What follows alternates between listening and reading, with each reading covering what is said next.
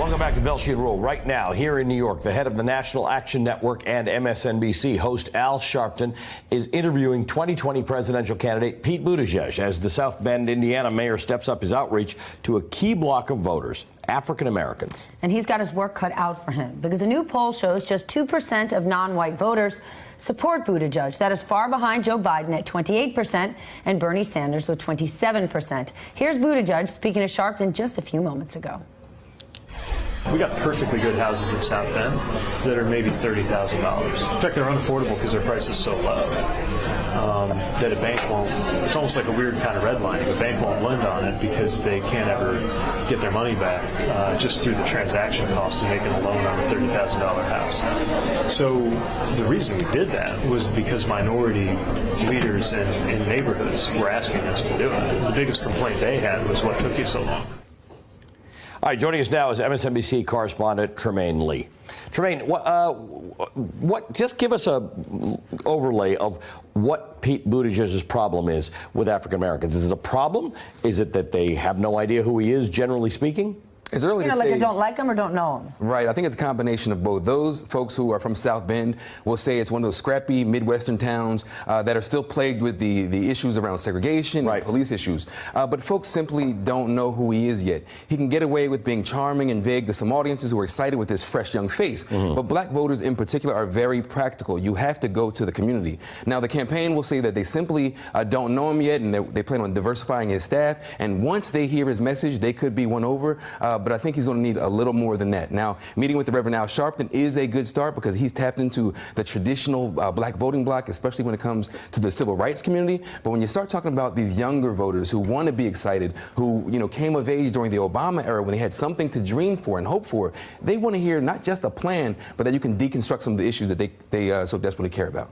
And does it seem like Pete is at least listening to that? I mean, up until just a few weeks ago, very few people even knew who Pete was, and he doesn't have much of a track record because he's a really young guy. He's really grown into it. There were these controversial statements he made in 2015 where he was trying to mend the wounds and gap between the police and the black community, and he referenced all lives matter, which by 2015 you need to know better that all lives matter was a refutation. That's not actually. It doesn't actually mean all lives matter. It doesn't mean a lot, and you have to be careful with that language. But was his apology accepted? Because he said something that maybe is below what a political leader should, but he said something that many, many people have. He said, I said all lives matter, and when I realized how insensitive or how wrong it was, I never said it again. I think so. Some politicians are just never wrong. He stepped up to the plate. He said, I stumbled over the language. I understand the historic trauma and the structures of white supremacy. I understand what it means, and that's not what I meant at all. So he was forthright with it, and I think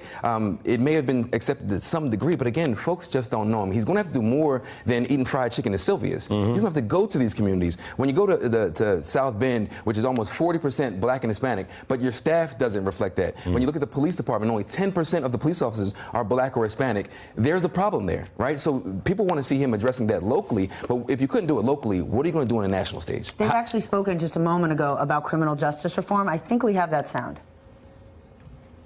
It opens up a really interesting possibility around restorative justice, right? Imagine it's the way you get your voting rights. If you want your voting rights restored ahead of schedule, there has to be some kind of reconciliation.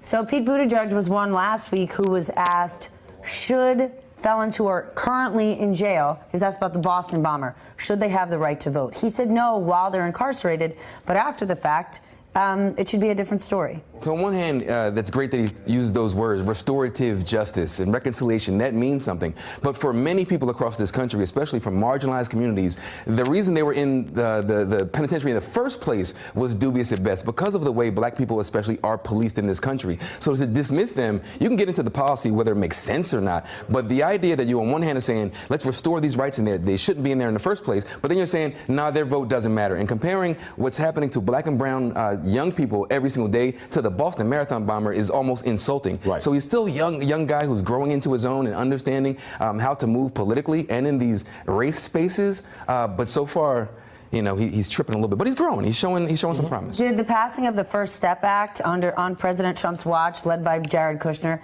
does that help President Trump with non-white voters? I don't think so, because it's kind of gutless. It seems like a nice gesture, and it takes the Kardashian Wests of the world to come into the White House and push him. But I don't think many people think he actually cares about these people. We heard the way he spoke about Chicago, and we hear the language he used in describing black and brown people in particular, that I don't think folks are going to fall for that. One thing that he has had going for him a little bit, when you think about the 13% of black men who voted for him, is that he speaks and he doesn't care.